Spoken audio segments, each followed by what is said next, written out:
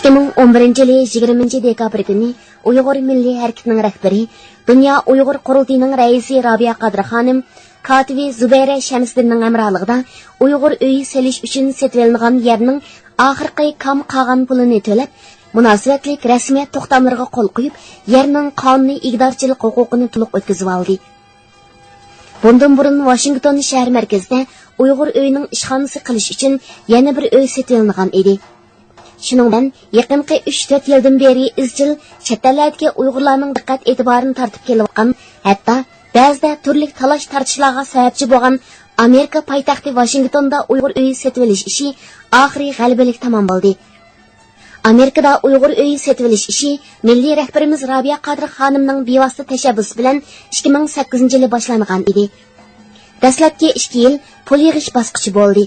Bu jarayonda Rabia Qadri Xonim o'zi bevosita Uyg'urlar o'tiraqlashgan har qaysi davlatlarga berib, Uyg'ur uyi qurishning zaruriyati, yana kelib, dunyoning siyosiy markazi hisoblangan Amerika poytaxti Washingtonda Uyg'ur uyining ochilishining Uyg'urlarning navbatda elib berayotgan siyosiy da'vo ishlari uchun qanchalik muhimligini Uyg'ur jamoatiga tushuntirib, Norvegiya, Germaniya, Shvetsiya, Gollandiya, Avstraliya, Turkiya, Qozog'iston, Amerika, Kanada qatorliq Uyg'urlar ko'proq o'ltiraqlashgan davlatlardagi Uyg'urlardan 300 ming Amerika dollaridan ko'proq pul yiqqan edi.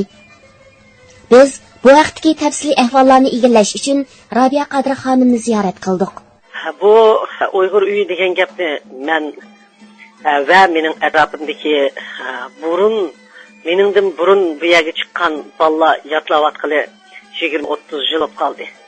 Hammasining orzusi Amerikadami, mayli Germaniya va boshqa yerlardami Uyg'ur uyi sasaq deydigan bir necha qitim urinishlar bo'lib, lekin bu ishni vujudga chiqarish iqtisodiy kamchilik tufayli ko'pchilikning maqsadi plani men bilan o'rtaq bo'lgan bo'lsa-mu, buni amalga oshirish mumkin bo'lmay qolgan o'xshaydi, mumkin bo'lmadi.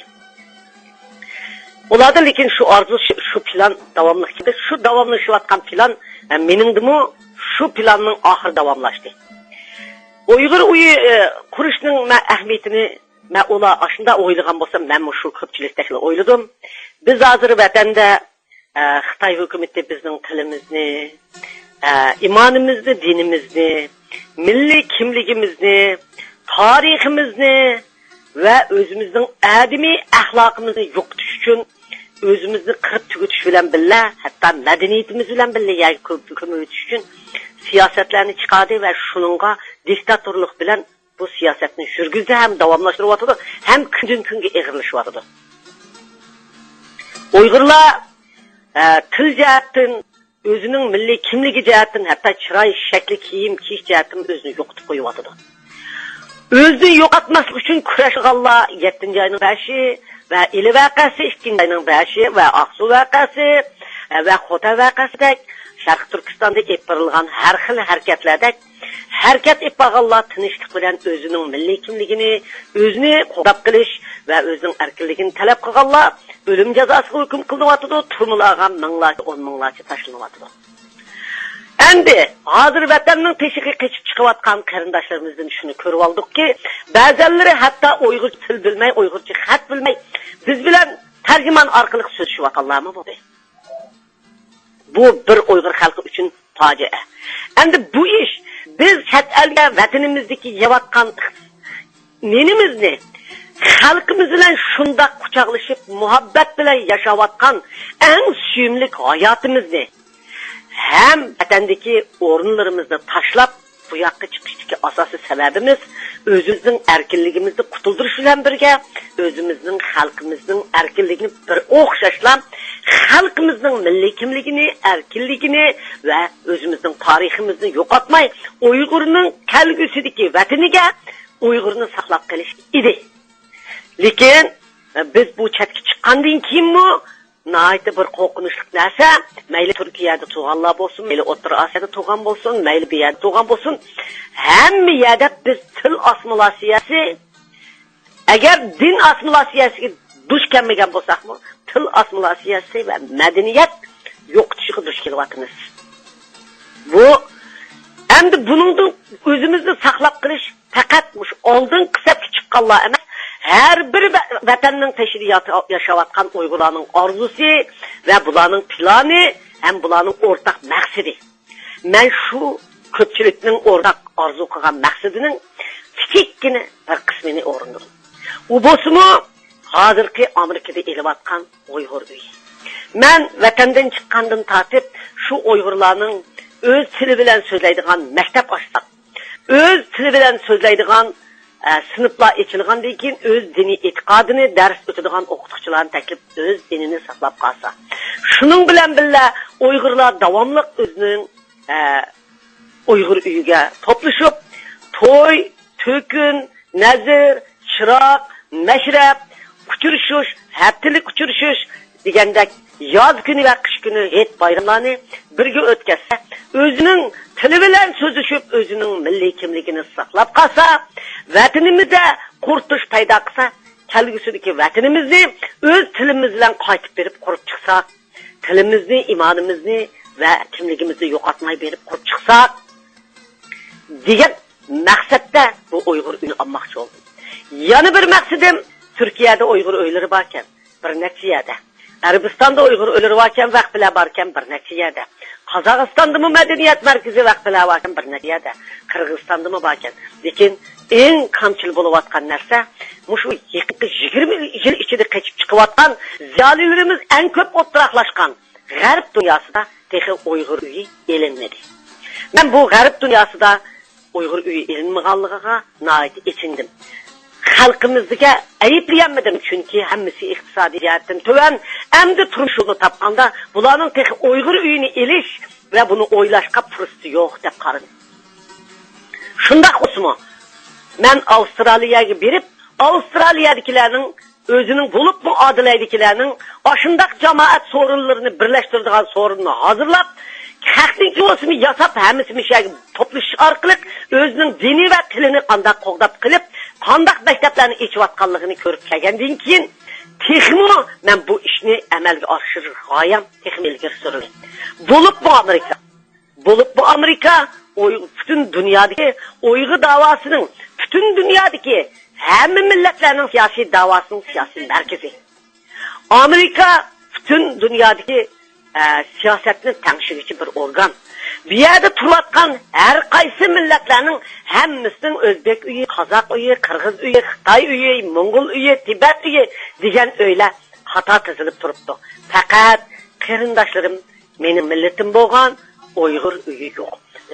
Shuning uchun Sharq Turkistondan chiqqan har qaysi qarindoshlarimizning o'zining milliy urf-odatini saqlab qolish uchun Uyg'urning madaniyatini saqlab qolish bütün dünyadaki Türkiye milletlerinin asasını sağlam medeniyettir.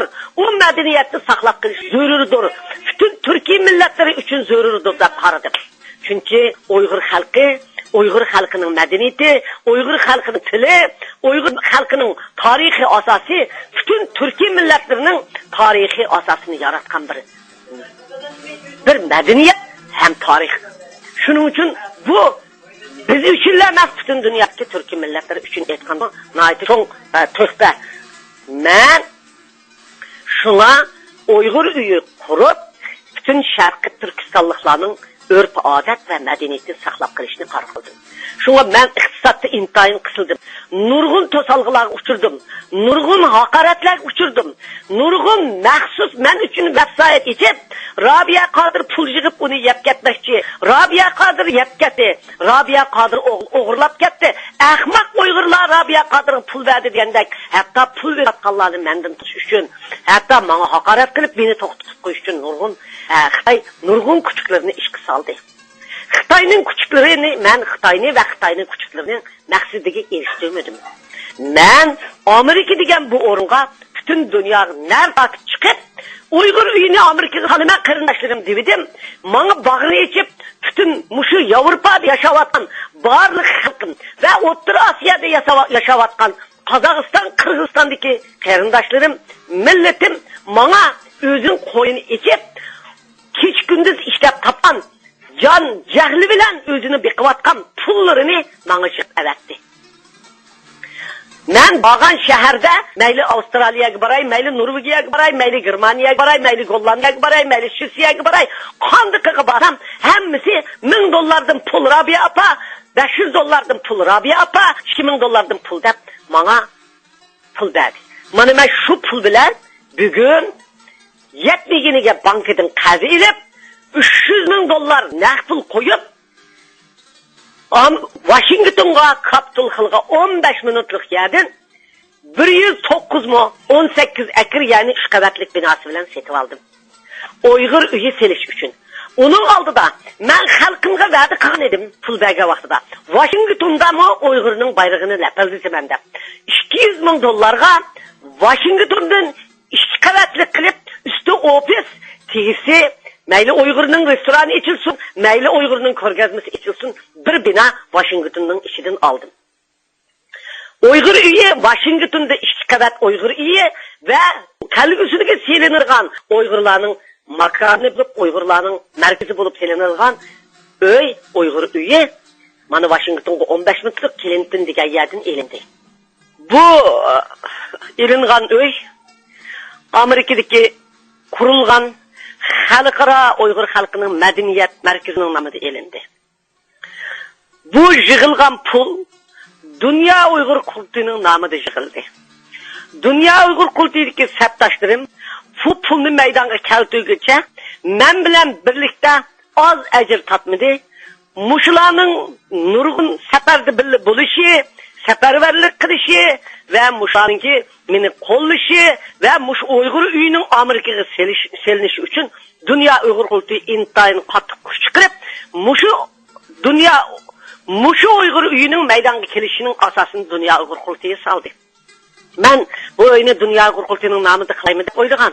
Lekin Dünya Uyg'ur qultining tizimlangan o'rni Amerikaning Germaniyaning Munixda bo'lganligi uchun Amerikaga tizimga oldiranmagan bo'lg'ashqa, shunga xalqaroliq madaniyat markazi qurib, o'sha xalqaroliq Uyg'ur madaniyat markazining nomiga bu oyunu oldik. Endi Muşunun namıga elish uchun yana Dünya Uyg'ur qultidagi barliq ijroiya komitet rahbarlar hammasi imzo etib, muşunun ruxsat qildi. Men mana shunda oldim. Ama bu yana Dünya Uyg'ur qulti bilan birlikda faoliyat ettirdi. O og'a yerimizga biz kelgusida maktab, mechit va musofir qarindoshlarimiz kelib yotgan yotoq sanmoqchi birinchi. Ikkinchi biz u og'a yerimizga Uyg'urlar to'y qildigan to'y markazali, kutubxona, ko'rgazmaxona va bir choyxona qarindoshlarimiz o'zaro uchrashadigan sanmoqchi. Hatto bolalarning top o'yin maydonlarini qilmoqchi. Biz mushu Uyg'ur uyi bilan jamoat birlikda yashaydigan, bir-birimizla uchrashadigan bir markazni Amerikaga paydo qilmoqchi. Chunki Amerikaga 1600 dan ortiq Uyg'urlar kelib bo'ldi. Uyg'urlar 1600 dan hozir eshib ketdi. Yaqinda 2-300 Uyg'ur yosh bolalari keldi. Kelgusida 5 minglab, 6 minglab, 10 minglab bo'lib ketishi mumkin. Agar shunday bo'lib ketgan vaqtida biz mana shu 15 ming Uyg'urning madaniyatini saqlab qolsaqmi, bir millatning madaniyatini tirildiramiz. Biz bu, men bugun olgan bo'lsam, ati Germaniyada elish mumkin, o'g'ini Gollandiyada elishimiz mumkin. Men bu Uyg'ur uyini yalnız bir kidili emas, Amerikaning ketgandikin bütün Yevropada 500 ortiq oila, 500 dan ortiq odam bayalarning hammasi biz Uyg'ur uyi elib, o'z madaniyatimizni saqlab qilishni mushundaq davomlashtiramiz. Bu mening qilgan bugungi bu ishim bizning siyosatimizning, da'voyimizning bir qismidir. Şuna bütün dünyadaki biz gerçi 250 ming dollar bankadan qarz aldık, qolgan pulni saldık. 550 ming dollarga bu yana aldık, 200 ming dollarga o yana aldık, 750 ming dollar mablag' silindi. Bütün dünyadaki Uyg'ur xalqini tabriklayman bugün Uyg'ur uyi bilan Amerikada elingan. Ve bütün bana yanchiqlik pulni chiqarib, umid bilan bana ishonch chiqib bergan barliq qarindoshlarımga bütün Uyg'ur xalqi nomidan chin ko'nglimdan rahmat etaman. Xudoyim ularning bergan pullariga shunday barakat ato qilsin, ham ularni tabriklayman. Hem Amerikadagi barliq Uyg'ur qarindoshlarini bugun elingan Uyg'ur uyi bilan tabriklayman. Oxirida mening ikki qiz gapim bor. Uyg'urlarning bir maqolasi bor. O'choqqa qozon esilgan ekan, osh cho'qim pishmay qolmaydi deydi. Pishidi desangmi pishidi, pishmaydi desangmi pishidi deydi. Qozonni osmay turib sen oshni pishira olmaysan deydi. Shuning uchun bugun qozon esildi, u osh cho'qim pishirdi demoqchiman. Shuning bilan men butun dunyodagi barliq o'yli qarindoshlarimga va meni qo'llaganlarga chin ko'nglimdan salom yo'llayman, oliy ehtirom bildiraman. Iqtisodiy jihatdan yordam qilganlarga rahmat aytaman.